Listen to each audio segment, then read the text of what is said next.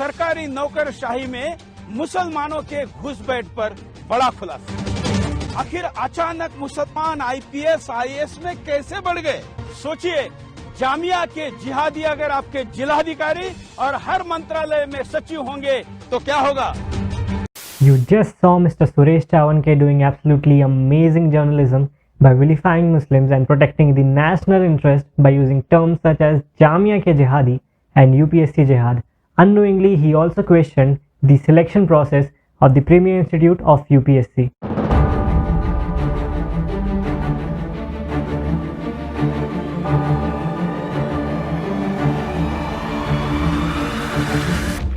Hello everyone, this is Harshit Verma from The Upfront, and in this video we'll talk about freedom of press and the Sudarshan News case. In India, a journalist has the same freedom of speech as that of any other citizen. This fact was reiterated in one of the court hearings in the Sudarshan News case. Freedom of expression is mentioned under Article 19(1)(a) of the Indian Constitution. Of course, this freedom is not absolute and is subject to reasonable restrictions as imposed by the state relating to defamation, morality, decency, contempt of court, security of the state, friendly relations with foreign state, incitement to an offence, public order, or maintenance of the sovereignty and integrity of India. There are of course certain restrictions to which what can and cannot be shown by the press. These are regulated through several laws like Drug and Magic Remedies Act 1954, Cable Television Networks Regulation Act 1995, the Indecent Representation of Women Prohibition Act 1986, the Press Council Act, and many more. News in print is governed by the Press Councils Act. The Press Council of India has the power to censure under the Press Councils Act of 1978. Yes, just censure and not censor. Censure means to express severe disapproval in a formal statement. It's just a moral blanket on the print press and nothing else. As I said, the PCI gives a moral blanket and it can only issue certain guidelines for journalistic ethics and nothing stricter beyond that. Non-compliance to these guidelines would lead to no penalty and nothing more than just a censure by the PCI itself. Cable television and IPTV are governed under the Cable Television Networks Regulation Act of 1995, which says that no program that contains attack on religions or communities or having words or visuals contemptuous of a religious group or which promote communal attitude can be aired.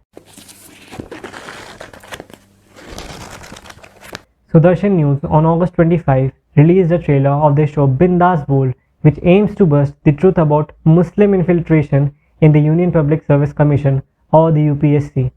The show runs on mere communal lines and tries to vilify Muslims by using words such as UPSC Jihad and Jamia ke Jihadi. First, the Supreme Court of India said that it would desist from imposing a pre-broadcast injunction on the basis of an unverified transcript and a 49-second clip. The 49-second clip which the Supreme Court was talking about was the same clip which was released as a trailer of the show Bindas Bol on Suresh Chavanke's Twitter handle. On the same day, the Delhi High Court in an interim order stayed the telecast of the show, which was scheduled to be aired on 8 p.m. on August 28. Later, on September 11, the Delhi High Court refused for a pre-broadcast injunction and Sudarshan News got the opportunity to broadcast its show Bindas Bol once again. 4 episodes were aired until September 15 when Supreme Court granted an interim stay preventing Sudarshan TV from further telecasting its show of UPSC Jihad. The court said at this stage, prima facie, it appears to the court that the object, intent and the purpose of the program is to vilify the Muslim community with an insidious attempt to portray them as a part of conspiracy to infiltrate the civil services. Senior advocate Anup Chaudhary, appearing for the petitioner Feroz Iqbal Khan, said that the show was blatantly communal. It is so communal that you cannot even imagine.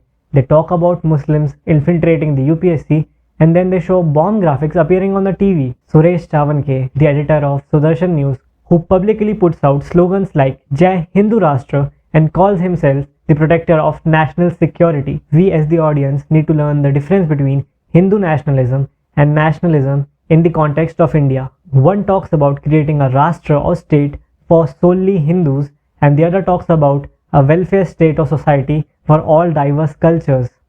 Advocate Diwan, who was representing the channel's editor-in-chief, argued that the program was an investigative report concerned with national security. The apex court said that the program was doing nothing more than a disservice to the nation. Justice Joseph said that besides Muslims, there are Jains. His law clerk underwent a course funded by Jain organizations. Christian organizations fund their candidate. All communities want to be a part of the power center cake, said Justice Joseph. You, that Sudarshan News, have put up a cocktail of factors, but at the end you are maligning a single community, that is the Muslim community.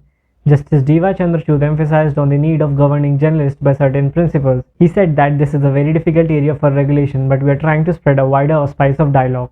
On 23rd of September, a show cause notice was issued to Sudarshan by the Information and Broadcasting Ministry, to which Sudarshan replied with a 900-page affidavit in which they said they do not have any ill will against any community.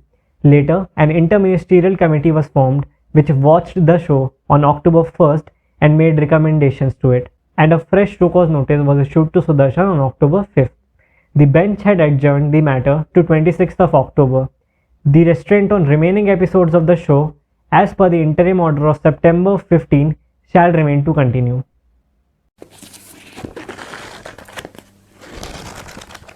What will happen if media is restricted further? P.B. Mehta in his article writes that almost every regulation of speech, no matter how well intentioned, augments the power of the state. In the 1950s, we feared hate more than the state. But today, when we fear both hate and the state, to whom do we turn? This is not merely a legal problem, as said by Justice Chandrachud too, that this case shall look into certain regulations which must be followed by journalists. We can see that there are laws already in place to stop communal reporting and hate speech, such as those mentioned in IPC section 153, 295 and Cable Network Regulation Act. So this is not just a legal problem, it's a social and political problem too. But restricting the media further will drive out the good too along with the bad. I say good because the new regulations, if enacted, can and will be used by the authoritarian people to attack the good press. In the Gopalan vs. State of Madras case, the Supreme Court said that there has to be a balance between individual liberty and social control. This social control is exercised through restrictive laws. What do you guys think? Should the media be restricted further?